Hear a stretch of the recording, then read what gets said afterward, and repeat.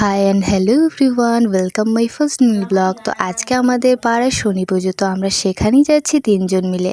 আসলে মা, কাকিমা, জেঠিমারা আগেই চলে গিয়েছিল কারণ তারা অঞ্জলি দেবে বলে, আর আমরা এদিকে খাওয়া দাওয়া সেরে তারপর যাচ্ছি। আর সেখানে পৌঁছেই দেখি ঠাকুরমশাই চলে এসেছেন।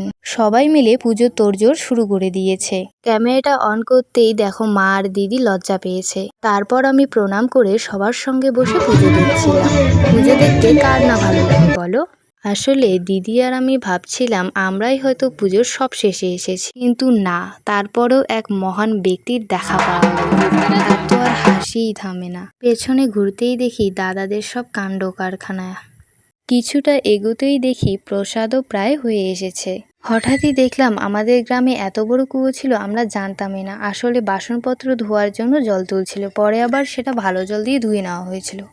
পুচুন বলছিল পেপসি খাবি, তাই দিদি সবার জন্যই পেপসি নিয়ে এসেছিল। আর এইদিকে দেখো আমার মা কাকিমা সবাই মিলে প্রসাদ খাচ্ছে।